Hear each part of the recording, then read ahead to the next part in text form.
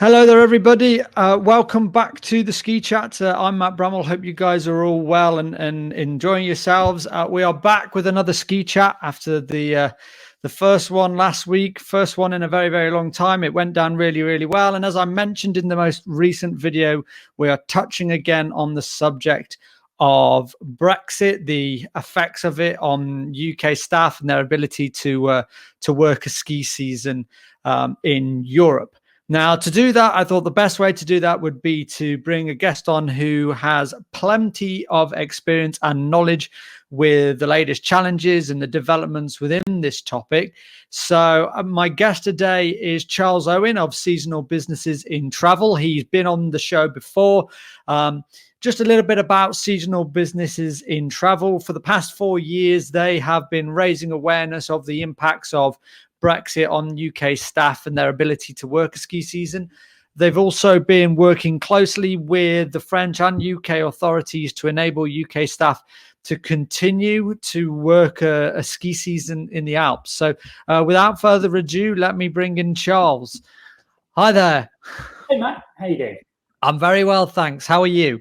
Yeah, good. Looking forward to the snow coming down. Aren't we all? I think there's been a few light coverings in some of the areas in the last week or so, so we're all getting a slight taste of winter. Yeah.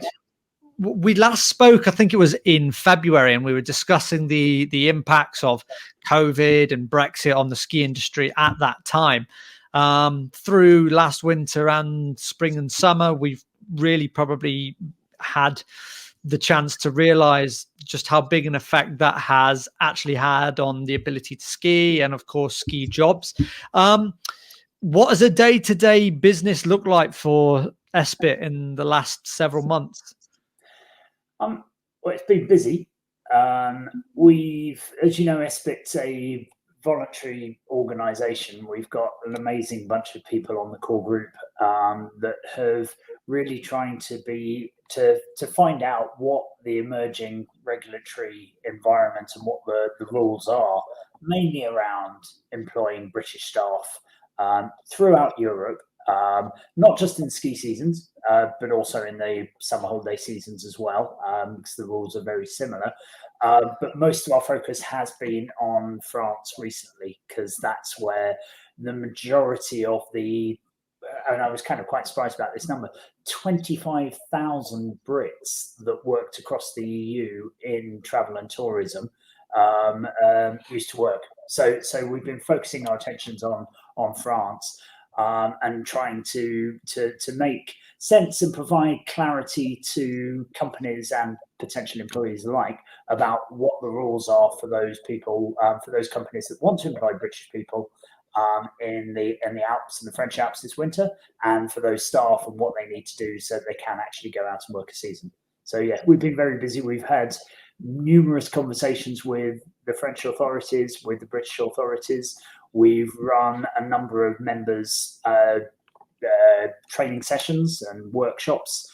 So we've got an amount of clarity, and now we're just supporting companies to help them navigate their way through the process of the additional paperwork, visas and work permits that people need to get to allow UK staff to work in Europe. And that process is exactly what I wanted to ask you about, because I've followed a lot of the season air groups recently, and I've noticed that Espit, Seasonal Businesses and Travel, you've been engaging quite visibly actually with those communities, recently posting that the prospect for UK staff working in France had improved considerably. So I guess my question to you was, what's changed? Well, the main things, and it's a massive thanks to the French authorities.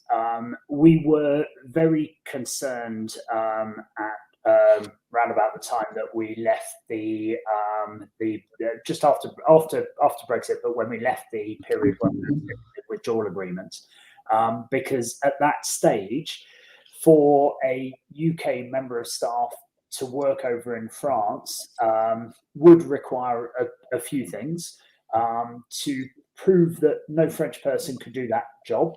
So I think at that stage it was advertising on their French unemployment sites for about 8 weeks to demonstrate that nobody could do that job.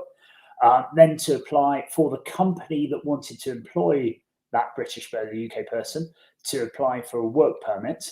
And this time last year, to do that, that was a very long paper form that needed to be completed and then sent over.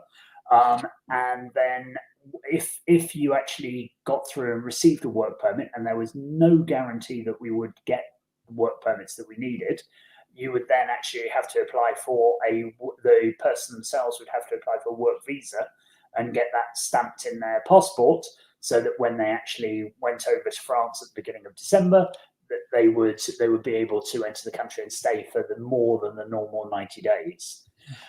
And it was the complete lack of uncertainty around there, particularly around the work permit process and the amount of time involved, that was very concerning and risky for a lot of UK companies that generally would have employed UK staff in their chalets. Because whilst the holidays might be being sold for the last 12 months, normally, and up until this year, the staffing for those holidays was only really sorted out probably around about this time, September, October. Now, you can't have a situation where the holidays have been sold, but you have nobody to staff them. And so with that lack of guarantee of being able to get the permits, the visas for the UK staff, we saw earlier on this year, many UK companies just weren't even interviewing UK staff because they saw it was too risky. And many companies still are, and they're just looking for staff with EU passports. There was a few things that changed, and it's I think partially because of what Espit's been doing and building a relationship with the French authorities. So the first major thing was the work permit process, the application process was put online. And they formed a new administrative team to process that, not just for the UK, for anywhere outside of France. This wasn't done just for us. This was part of rationalisation. But that had major benefits for any UK staff that were looking to work over in Europe, because it meant that it was easier to complete the applications than the very long paper form, but also the turnaround time became a lot quicker. And companies that were applying for work permits, my company included, were getting responses within 2 weeks, whereas before, the expectation was that this would have been a multiple month process. Yeah. Also, we had conversations with the French authorities, and they clarified the reasons that work permits would be rejected. And the experience, and although there's still no guarantees, there's nothing formal that says everybody will get their work permits, but if you can show that no French person can do the job, and the time that you need to advertise on the unemployment sites has been brought down from 8 weeks to 3 weeks as well. So if you can demonstrate that, if the company is abiding by French employment laws, then at least you will get a much quicker answer than you would have done as to whether the work permit will be approved. And a number of our members have already received work permit approvals for a number of their staff, my company included. So all of a sudden, whereas the process was a lot longer and a lot more uncertain, it's now shorter, faster, and we can see a viable route to get the amount of staff we need through that process and through to get work visas. And that's what we've been advising our members about, how to go about doing that. And that's what I've been, as Espit, sharing on the Season Air groups, because I think there had been, very understandably, the word had gone out, if you're a UK staff, it's very unlikely that you're going to be able to work this winter. That's now not the case. It's still not straightforward. There's still a lot of administrative hoops that the company involved needs to go through, but there is a possibility now. And that's why you're seeing quite a lot of UK ski companies and other holiday companies are actually advertising and getting UK staff. Well, it sounds there then now that the process is a lot akin to what it would be like if you were applying to go work in Japan or somewhere like Canada, for example. Yeah, completely. Now the big difference, and so I get this a lot of the time. It's like so basically, it's just gone back to back being where in the US, and say, yeah, that's quite right. The difference is because it was so easy for UK staff to go over and work in Europe before Brexit, the market had grown dramatically. Yeah. And so this is where we got to the state where there were 25,000 UK staff working all across the EU supporting this because of the freedom of movement of labour. So it's just like going and working in the UK and Japan. You have to follow the work permit and visa application processes you're doing in each individual country, which we've been focusing on France. There are a different set of regulations if you want to go and work in Austria or Italy. But the majority of the work aspect has been around France. Yeah, I was going to ask about those countries in a little bit, but the one thing I'm quite eager to do is, can you clarify then what I think you've kind of explained what the potential employee would have to do in terms of like filling out the doing the online procedure, but what, if anything, does the employer have to do? So this has to get driven by the employer. Okay. So step one, the employer proves that no French person can do that job, which they do by their employment. Next step is the employee has to apply for a job and get a job with one of the companies. And that's so anybody looking to do a season, have a look around. There are many companies that are still going for UK staff, although it won't be for much longer because it will very shortly run out of time to do the other steps. So once once you've got a job with a ski company, then it's back to the employer who needs to apply for the work permit for that individual. So the work permit is only against an individual and a job that they've shown that no other French person can do. So then the employee applies for the work permit. Hopefully they get that turned around in 2 weeks, in under 2 weeks. And then at that stage, the employee needs to apply for a visa so that they can get into the country. And many firms are helping their employees to apply and get the visas as well. And it is incredibly important that if you are thinking about doing a winter season, that you understand that and the company is applying for a work permit and making sure that you get a work visa before you enter the country.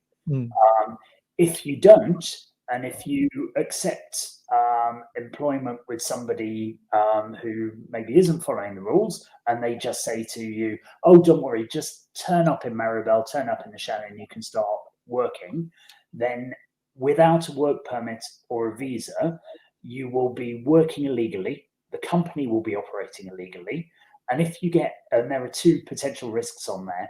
If there's an inspection and if you get caught working, you will very possibly be deported from the country, which will then have impacts on your ability to travel in numerous places in the future. But also, if you overstay and stay for more than the 90-day visa you'll get when you enter France in the first place, again, you will have overstayed your visa. And when you come to leave, you will be in trouble at that stage. So it is incredibly important that if you're thinking about working a ski season, that you go with a company that is actually following the processes and making sure that you get the right permits and visa to enter the country in the first place. Otherwise, it's at your risk as an employee. Yeah. Okay. Has there been sort of any clarity yet? I mean, I'm guessing there's some form of cost element to this process. Yes. There's costs for the permit and for the visa, and different companies are taking different approaches as to who should cover those costs. Okay, got you. No, I was speaking just last week to Nick, who runs a hotel in Austria. Like you mentioned, the procedure is different in other countries in Europe at the moment. I don't think yet the process has been clarified yet for finding work in somewhere like Austria or Italy.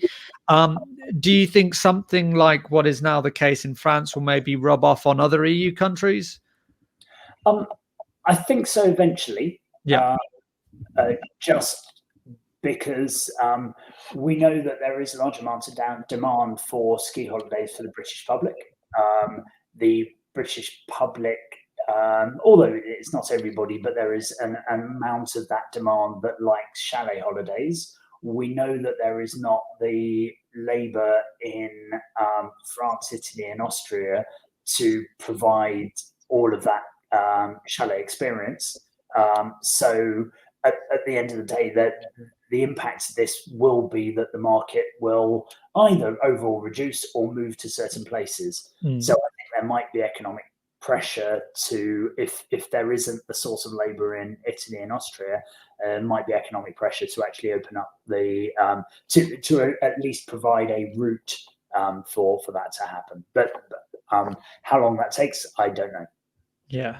I mean, with all your, I guess, sort of everything that you've gone through and sort of experienced through working with your members and obviously working closely with the authorities over the last 18 months, what do you think are going to be sort of the long lasting effects on the industry? What of Brexit? Well, yeah, mostly a Brexit. I suppose a little bit of COVID mixed in as well. It's all seemed to be one big storm, shall we say, over the last 18 months. But yeah, and I think particularly on the ski industry, but also the seasonal businesses that do summer stuff. What would you say are the long lasting effects? Without doubt, Brexit is the thing which has the much longer term impacts on this. COVID, although devastating for many businesses, in the long run, I think will be seen as a bit of a blip. I think it will accelerate a number of trends. When I say a blip, it's a very serious blip for a number of people, but it will come and it will go away. I think it will accelerate a number of trends. I think the whole chalet model it will probably cause that to evolve, but Brexit will be the one that actually has the bigger impact. And I think there's been probably an understanding for a while that the chalet model did need to evolve a little bit. And I think Brexit and the reduction in the available labour from the UK will, because no matter what kind of route we've got from France, there will still be many fewer British people working in the Alps, in French Alps, than there were kind of 2-3 years ago. So I think that will, and there will be a demand for providing the service without so many people or without so labour intensive. So I think that will change the chalet model. At the end of the day, one thing that isn't changing is the mountains aren't going anywhere. The desire for people to have phenomenal skiing holidays, I don't think is diminishing. But the other thing as well that is going to have a big impact, is already having a big impact and will have more, is just climate change. And so I think the change that's happened as a result of Brexit and COVID is hopefully, and I'm certainly witnessing this by the members I talk to, is causing everybody to think about how they can still deliver these services, but in a way which is having less of an impact on the climate. I mean, that is a huge challenge for the ski industry. I mean, without question, because, thousands of holidaymakers mostly will all fly in, on a Saturday, and then they'll all fly out again the following week, replaced by another band. You've then got a constant demand for the resorts to provide high quality snow conditions, and many countries and resorts have invested millions over the recent years of snow cannons. So, yeah, I mean, without question, that is a big challenge for the industry. So what do you, I guess, sort of what would be your message as we sort of maybe wrap things up here for anybody who's thinking that, you know, okay, my chance of being able to work a season in Europe has gone? It definitely hasn't gone. If you are thinking about it, you need to be applying now, right now, because there is still an amount of time that it will take for the companies involved to get the permits and the visas and stuff before things go on. So if you really want to do a season, and I did 6 of them, they're fantastic experiences. Just get on and make the application now. It is harder because many firms are still just going down the employing EU passport holders route, and the overall size of the market has massively reduced, mainly as a result of COVID and the uncertainty that that's caused. So yeah, you want to do it, apply now. France is a good bet because at least there is a route. Keep watching, and we hope and SBIT will carry on working with the authorities to try and keep this route open.